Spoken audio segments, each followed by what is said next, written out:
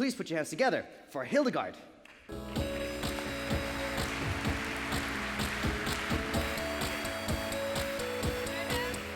good to have you. Hey, thank you. Hey. So I know we had President Obama on stage. Yep. Question for you. If you could have dinner with anyone, dead or alive, who would you pick? Well, if I can't have you, I would go for Nelson Mandela. Nelson Mandela? Okay. Best piece of advice you've ever received? I would say just don't take yourself too serious and live and let live. All right. Final question.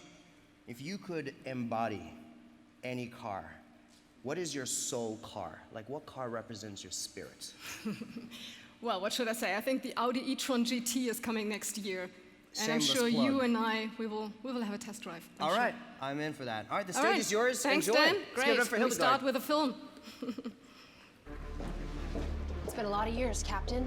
Long time to stay away. Well, somebody sort of disappeared, half of everybody. And with them, half of the Avengers as well. Catching up is imperative to assisting the remaining Avengers.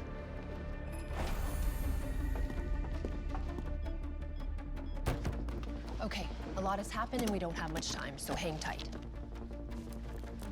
So there's this guy. His name's Iron Man, he flies around shooting lasers. There's a Hulk and a god who ends up being best friends with a rabbit. What? Captain America is still alive? Sweet! Black Widow killing it. Yes, Avengers! So they're fighting this purple guy out of the universe, and he won, and now you're here.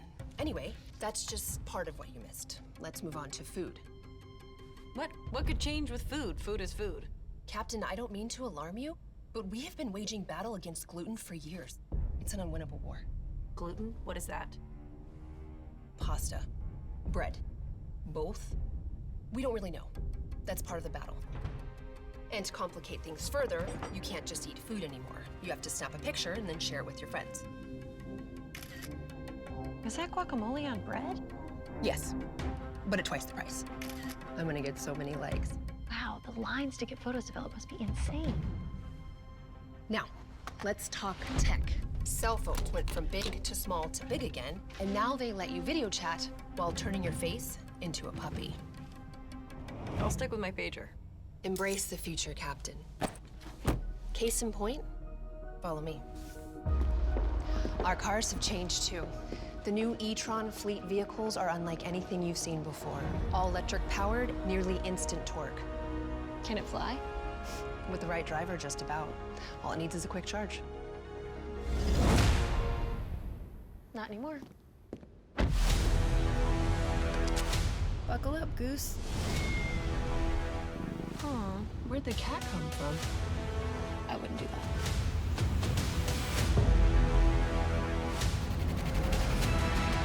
Captain, speed limits are still a thing.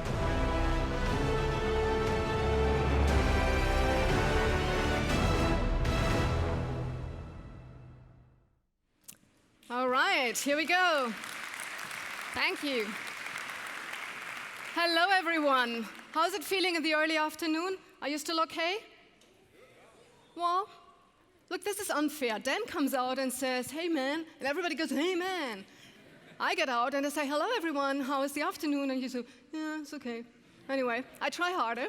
So seriously, glad to be here, glad to have the chance to speak to you here and give you a little impression. And I think we talked a lot today already about impact, and we heard a lot about the climate change and some of the challenges that all of us are facing.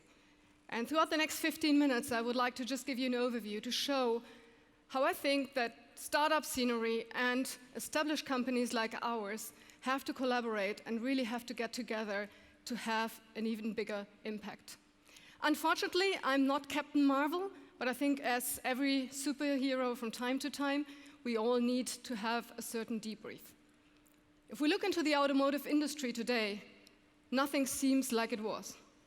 You heard all the buzzwords, be it artificial intelligence, be it connectivity, autonomous driving, and of course, electric mobility.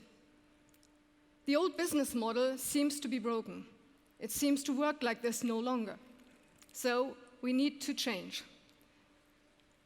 At Audi, you probably know, and I hope you all know, Vorsprung durch Technik, and we use this in German language everywhere in the world, Vorsprung is our claim. And I heard many people asking me, do you still believe that this is the right thing to do? And my clear answer, yes. But we need to define Vorsprung, progress, in a new way. It is no longer about faster, further, higher, a tenth of a second on the Nürburgring. Vorsprung means we have to create sense. We have to add real value to the things that we are doing. It is no longer about what is technologically possible. It is about what does technology make sense and how can we contribute to the society. We heard many times today the name Greta, and I think there are many, many others out like there who might not just be that much in the spot. But one thing is for sure, sustainability is not a trend. It is something to stay, and it is something that I think is all of our obligation for the generations to come. Unlike startups, we cannot start from scratch. We have a legacy. We have a company, we have a lot of employees, we have plants, we have people. It goes back 110 years. Is this a legacy? Is this a burden? No, I think this is a chance. And this is the chance to also shape future mobility. But we cannot just go on like ever. We have to redefine ourselves. We have to redefine our purpose and our ambition of progress. And the ambition of progress should never, never, ever go away. If we want to remain successful and if we want to create value, we have to really define a clear vision. And I think that is also the first step that all of you need to do in your startups. Have a clear vision. The Audi vision clearly is to unleash the beauty of sustainable mobility. And now you wonder, unleash beauty, doesn't really sound like oil and metal, etc., right? No, unleash means we still have to keep that magic touch to it. The beauty, because you would still buy a car or drive a car because it should be good looking, it should be well designed, it should be a piece that you have desirability for. But it needs to be sustainable. And it should allow all of us individual mobility.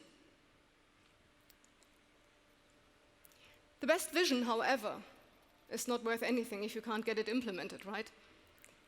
And the first and foremost rule for getting the implementation done, you have to know your customer.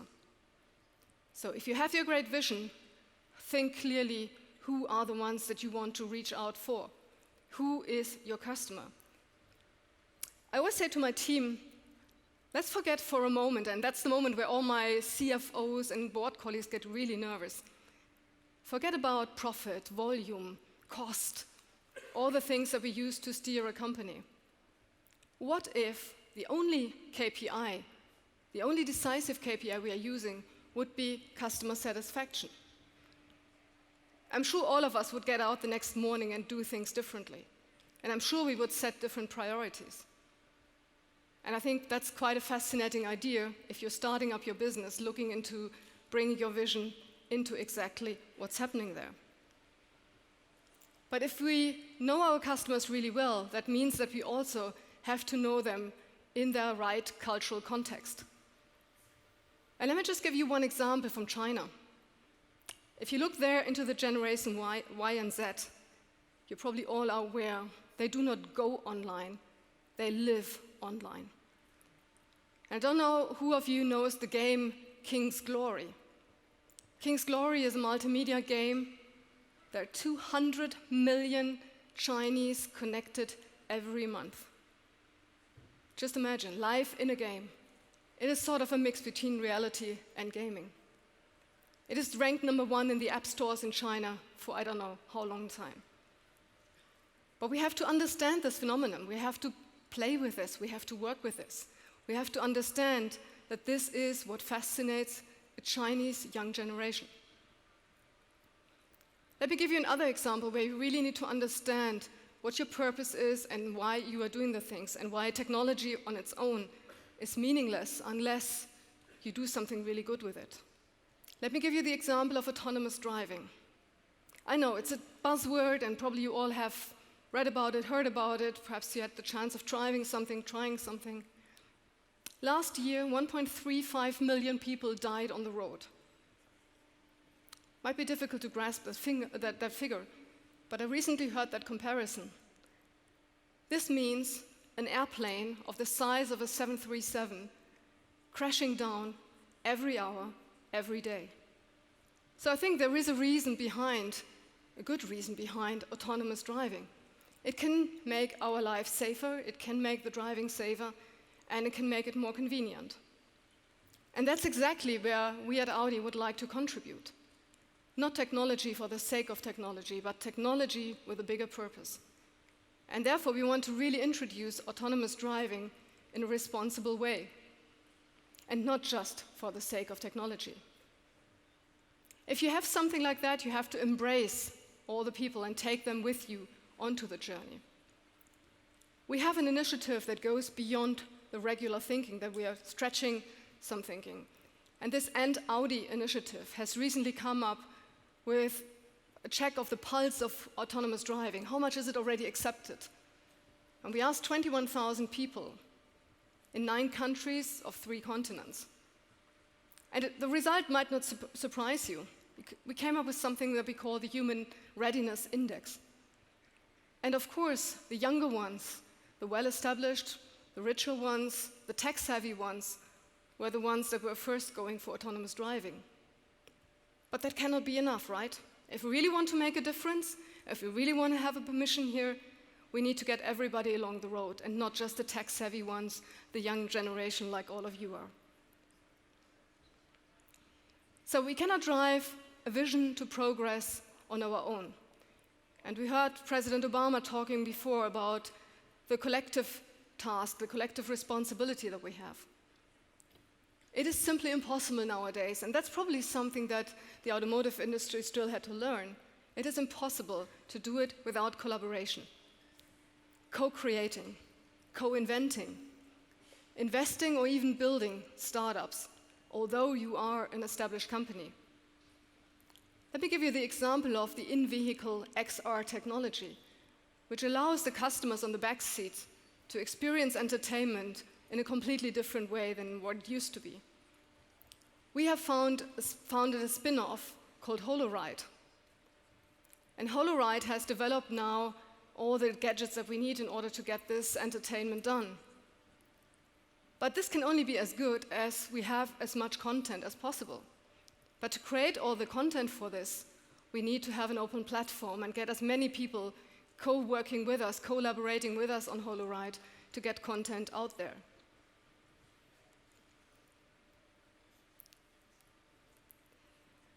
HoloRide is now acting as an independent startup.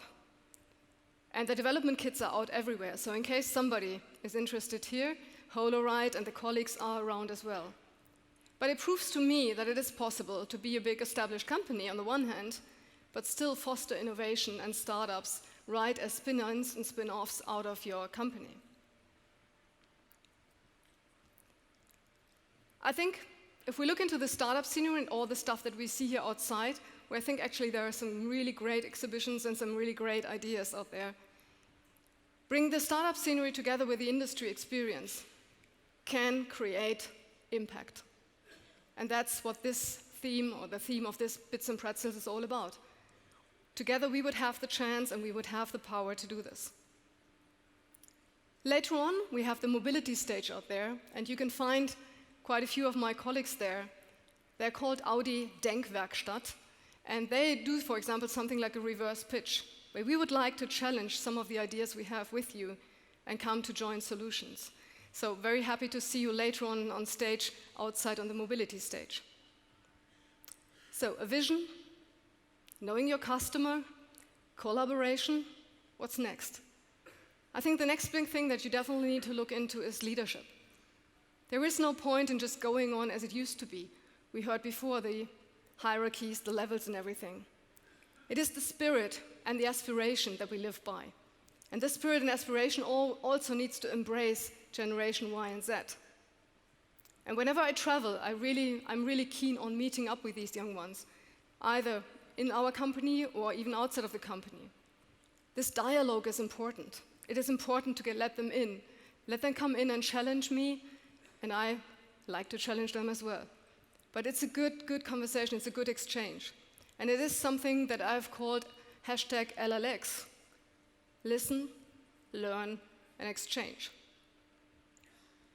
The Audi Denkwerkstatt is something that we have initiated at Audi. Employees from all over the world can come there for 6 months, and they work together, they live together, they share apartments, and they work on ideas for sustainable mobility. It's an amazing experience, and they really have to step out of their comfort zone in order to get there and improve. Something like Park E came out of this initiative. Park E is a little mobile charging station, so if your electric car has run out of battery and you are short of a charging station, as long as we don't have enough charging infrastructure, they can actually help you on the mobile, which I think is quite fascinating. Let me quickly look at show cars, for example. You know, this industry is doing show cars and show cars and show cars. We allowed the team to think completely radical and come up with 4 cars that are not a pre-communication of a precise car, but they're using 4 different use cases. So the first one is the Icon, which is the perfect use case of long-distance riding when autonomous driving has come reality. Very comfortable, no steering wheel, etc. The next one was the iRace. And you can think about it, it's a future sports car, how that could look like. The third one, iMe, an autonomous city car with all the things you would wish for if you have to drive in a city, in a mega city, autonomously. And the last one, the IE Trail, which we just launched at the Frankfurt Motor Show a few weeks ago, our vision for driving off-road. So all of those ideas were radical. They were not immediately seen, this will not be a car immediately on the road. No. But we allowed our team to go really radical and think differently, which is a key trait to partnership as well and a key trait to leadership. So here are just some examples of what we can do, even though you're an established player, if you team up together with the startup scene. You have a clear vision, you have your purpose, you know your customers, you find a model on how you can collaborate in a very motivating and a very inspiring style. So I can invite everyone here and everybody who's outside on the different stands, come and join us. If we want to have impact, if we want to create sustainable mobility, it is our job together. And we can have that impact together with fearless progress as an attitude. And honestly, I personally think Captain Marvel, well, she's just a superstar in the film. But for me, anybody who helps us to get mobility into sustainable mobility, all of you, you are my real heroes. Thank you very much. Thank you.